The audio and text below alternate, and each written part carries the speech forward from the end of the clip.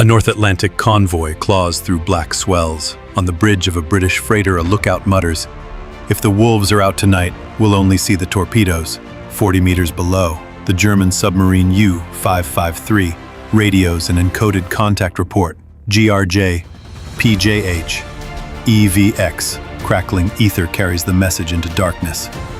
50 miles from London, inside a Victorian manor called Bletchley Park, a desk lamp sputters awake. A Wren, one of the Women's Royal Naval Service operators in neat navy blue, tears a teletype strip and sprints to Hut 8.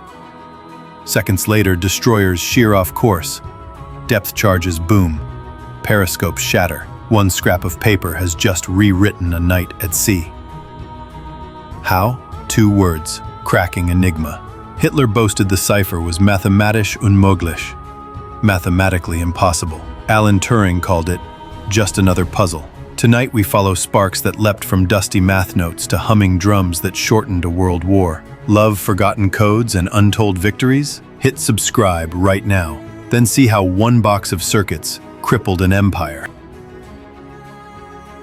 In 1918, German engineer Arthur Scherbius patented a gadget he hoped to sell to banks, the Enigma Machine. A polished oak box with a typewriter keyboard, 3 gleaming rotors, wheel-like wiring discs that scramble each keystroke, and under the lid, a plugboard that adds one last twist, turning plain text into gibberish. By 1926, the Wehrmacht, the unified German armed forces, adopted the design and told officers, "This will guard every secret from Ruhr steel quotas to invasion plans." Each midnight, clerks opened a sealed codebook, reset rotors, swapped 26 cables, and burned yesterday's settings.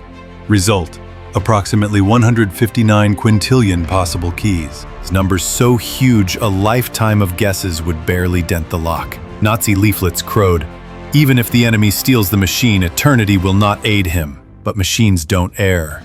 People do. Operators reused weather phrases, loved the word wetter, doubled message indicators when coffee steamed their glasses, sometimes forgot to scramble rotors after an air raid siren. Every swagger hides a hairline crack. Yet the first fissure didn't open in London, it gaped in Warsaw, inside a nation racing a ticking clock. Warsaw, 1932. 3 young mathematicians, Marian Rejewski, Jerzy Różycki, Henryk Zygalski, stare at pages of Enigma gibberish and notice one tiny habit. Every German radio operator types his 3-letter start key twice. That doubled indicator becomes their fingerprint. Rejewski turns group theory equations into a wiring map of the rotors. Rejewski compiles thick cycle catalogs to speed the search. Zygalski punches thousands of lattice sheets, paper grids full of holes. Think of each sheet as a clear film dotted with gaps. Zygalski made 26 sets, 1 for every rotor start position. Slide the right 6 sheets onto a lightbox and, if the Germans reuse that doubled indicator, one tiny beam shines straight through. That pinpoint instantly reveals today's rotor order. No guesswork about the plugboard required. By 1938, the trio could read Enigma within hours. But Hitler's shadow stretches east. They answer with iron. The Bombe kryptologiczna, 6 motor-driven drums that rifled through the rotor starts like a mechanical battering ram. 25th of July, 1939, Pyrie Forest. Weeks before German tanks roll, Polish intelligence invites British and French officers to a secluded villa, 2 replica Enigmas, and every wiring diagram slide across polished oak. A British captain whispers, "We expected rifles. You've handed us Excalibur." War comes fast. Jerzy Różycki is lost in January 1942 when the ferry La Mauricière sinks in a Mediterranean storm, taking some cipher notes to the seabed. Henryk Zygalski escapes over the Pyrenees with a single Enigma diagram sewn into his coat lining. Marian Rejewski survives in unmarked uniforms, coding for Allied camps. Only in 2024 does Bletchley Park unveil a bronze plaque titled "The Polish Spark," finally crediting the brains that lit the fuse, and the man destined to fan that spark, pedaling up Bletchley's gravel drive on a bicycle, hates neckties, loves puzzles, and carries sugar lumps for long nights at the typewriter. January 1939. Mathematician Alan Turing pedals up Bletchley Park's gravel drive. Quiet, awkward with small talk, a battered notebook of chess problems tucked under his arm, and bicycle clips flapping against his socks. Inside the drafty manor, corridors swarm with debutantes fluent in German, Egyptologists, and chess prodigies. Turing teamed with mathematician Gordon Welchman to supersize the Polish breakthrough. The British Bombe, an electromechanical code-cracking computer the size of a wardrobe, went online in March 1940. Red-painted steel, 108 spinning drums, miles of copper wire. Early runs still crawled. Then, Turing spots crib words, predictable phrases like Wettervorhersage, weather forecast, or Oberkommando, high command, and wires them into a new diagonal board circuit. Solve time plummets to about 12 minutes. Wrens, Women's Royal Naval Service operators, slam a chrome lever. The machine roars like an engine. An amber bulb freezes. Key found. Plain German scrolls out before most coffee cools. Recycled parts fuel miracles. RAF airframe mechanics, riggers, donate spare typewriter springs. An Oxford Don offers his wife's doorbell wire. They nicknamed the first production model Victory.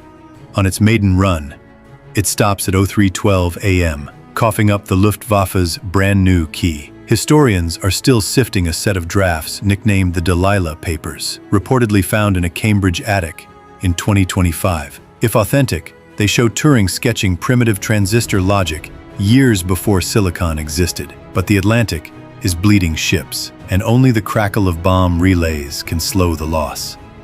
Spring 1942. The German Navy added a fourth rotor to its submarine Enigma, nicknamed Shark. Overnight, Bletchley Park can't read a single U-boat message. Allied ships start going down by the dozen, and Winston Churchill later admits, "It was the only thing that really frightened me." The blackout drags on for 10 months, until a night of sheer luck. On October 30th, 1942, destroyer HMS Petard forces U-559 to the surface in the Mediterranean. As the U-boat floods, 3 British sailors dive inside, grab 2 dripping codebooks, and pass them up a ladder seconds before the sub sinks. Those books translate every U-boat weather and contact report into plain German words. Perfect cribs, predictable phrases, for the new 4-rotor traffic. Back in Hut 8, Alan Turing wires those cribs into a special menu on the Bombe. 1:45 a.m., December 13th, 1942. The drums stop on the very first shark key.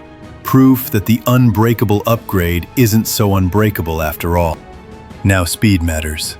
Engineers from the National Cash Register Company, a U.S. firm better known for cash tills, build a bigger, faster Atlantic bomb in Dayton, Ohio. Inside, glowing vacuum tubes rattle through rotor settings, twice as fast as the British models. May 1943. Convoy ONS-5 heaves through sleet, while U-boats circle like wolves. The new bomb crackles. Positions for 18 subs spit out. Escort Captain Peter Gretton writes, "We knew where they would surface before they guessed where we were." Over 5 nights, escorts sink 11 U-boats and cripple 2 more. German radio falls eerily quiet. The Battle of the Atlantic tilts for good. One survivor, the skipper of U-532, limps home with fuel lines shot through and marvels, "The enemy knew our grid before we broadcast." Merchant sailors back in Liverpool start calling Bletchley the house that saved breakfast. Yet, while champagne corks pop in Devonport, a certain ally in Moscow is grinding his teeth. Early 1944, fresh Enigma traffic convinces Allied planners that Hitler expects the invasion at Pas-de-Calais, the narrowest point of the Channel, not Normandy. To keep that mistake alive, British intelligence launches Operation Fortitude. Inflatable tanks and trucks line Dover's fields. Dummy radio chatter pretends to be 1st U.S. Army Group. Agent Juan Pujol, codename Garbo, feeds Berlin 315 false reports, each stamped source reliable. All year, ultra decrypts prove the bluff is working. Wehrmacht situation maps keep their armored reserves near Calais, waiting for ghosts. June 5, 1944. A decrypted weather forecast shows a 6-hour break in the storm. General Dwight D. Eisenhower, Ike to everyone from privates to presidents, scribbles, "Okay, go." At dawn, Allied troops hit 5 Normandy beaches, while men claw through the surf at Omaha.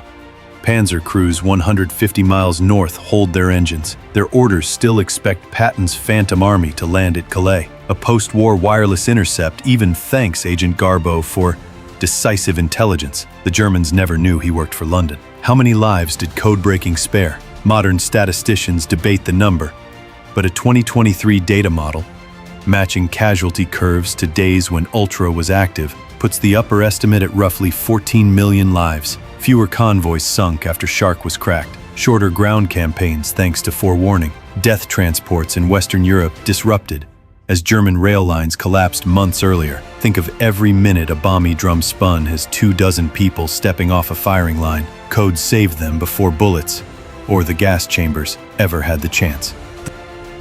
The war ends. Churchill orders the bombs smashed. Better to bury the secret, while half the world still trusts Enigma. So their rotors vanish into fresh runway gravel. Alan Turing stays silent, bound by Britain's Official Secrets Act. Not even his mother knows he shortened the war. In 1952, a petty burglary led police to discover Turing's relationship with a young man. Under England's 1885 gross indecency law, homosexuality is a crime. A judge offers 2 choices: prison or probation, with weekly hormone injections meant to cure him. Turing chooses the injections, chemical castration that leave him lethargic and depressed. Yet, he keeps scribbling equations on spiral seashells and sunflower seeds. On June 8, 1954, he was found dead beside a half-eaten apple. The coroner ruled cyanide poisoning. Whether despair, accident, or something darker, the man who cracked Enigma locks his final pain inside one last, silent code. Rumors swirl for decades. Official files stay sealed. 2013, the Crown issues a royal pardon. 2021, Turing's portrait appears on the 50 pounds note, eyes fixed on a bomb schematic. 2024, Bletchley Park hosts the world's first AI safety summit. Tech leaders debating whether modern algorithms risk becoming tomorrow's unbreakable codes. Headlines grin. From Enigma to GPT, who cracks whom next? That same collection, often called the Delilah Papers, is said to contain loose notebooks where Turing mused about predicting protein shapes. Historians are still examining the pages, but if they prove genuine, his visions stretched from breaking wartime ciphers to decoding the very blueprints of life. Enigma proved no secret lasts forever. Vanity, small mistakes, and sleepless minds tore open a cipher emperor that ruled by maths alone. Today we trust fingerprint scans, quantum keys, AI gatekeepers, but somewhere, someone sharpens logic for the next silent breach. This was the lost chapter, forgotten history, unforgettable stories. If you learned something new, hit like and subscribe, and share it with a friend who loves hidden history.